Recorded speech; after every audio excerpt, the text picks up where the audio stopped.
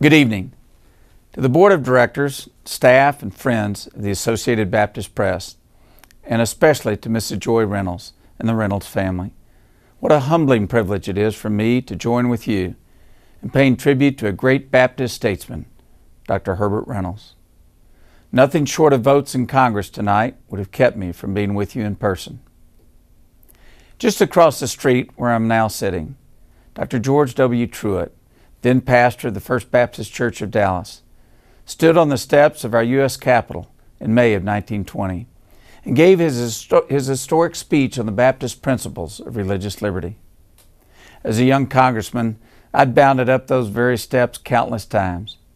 But after Dr. Reynolds sent me a copy of Dr. Truett's powerful speech, I would never again look at those steps in the same way. To me, those Capitol steps now represent the hallowed ground of religious liberty.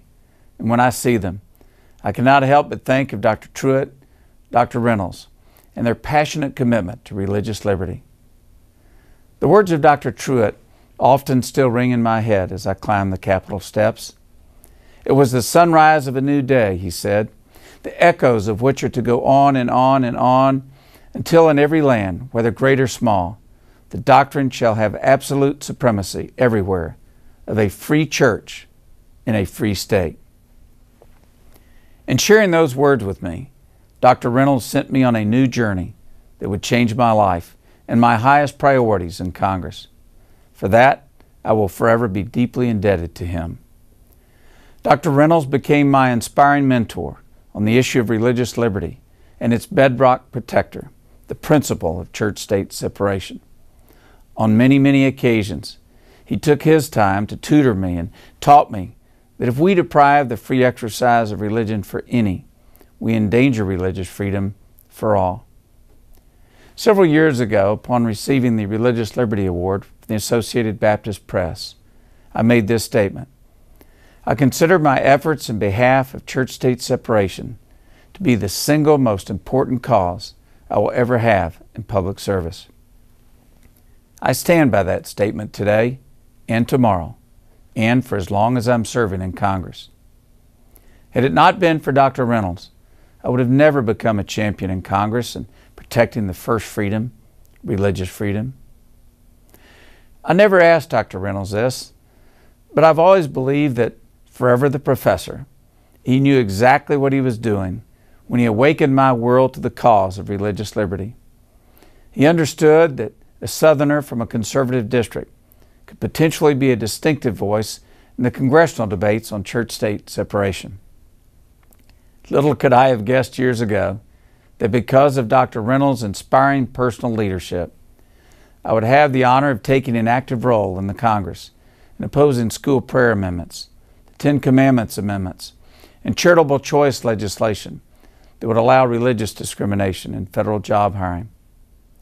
We were both somewhat amused that only in America could the Christian Coalition have the freedom to politically attack me for being, quote, un-American, and even worse, in their words, quote, un-Texan.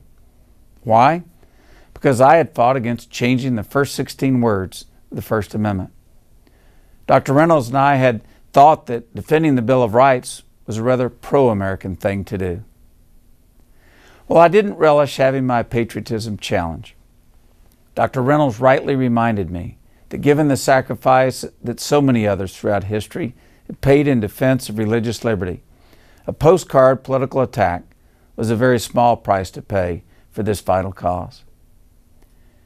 In all due humility, let me say that whatever good I have been able to accomplish in Congress by working together with others in defense of religious liberty, the full and complete credit should go to Dr. Herbert H. Reynolds. I cannot walk even in the shadows of Dr. Reynolds' giant footsteps, but his vision, his principle-driven life, and his impeccable integrity will always be a personal inspiration to me. I began my remarks alluding to the steps of the U.S. Capitol building where George Truett preached. There is another set of steps that lead into Patton F. Hall, where Dr. Reynolds worked as president of his beloved Baylor University. Carved into the limestone facade just above those steps is this quotation: the preservers of history are as heroic as are its makers. It is recorded in the annals of constitutional history that the principle of religious liberty is the one unique and supreme contribution of the American experience to world civilization. Our national forefathers made history with that constitutional principle, and Baptist statesmen like George Truett and Herbert Reynolds have preserved that history. Both the makers and preservers of our history, and certainly they are worthy of the title heroic. I have faith that Dr. Reynolds is watching over us tonight. I also have to believe that were he with us in person, he would humbly and gratefully accept this award. Then, forever the professor, he would remind us that protecting religious liberty, like walking up those historic steps of the U.S. Capitol, will forever be an uphill climb that requires diligence and dedication. Religious freedom is truly a gift from God, not from mankind.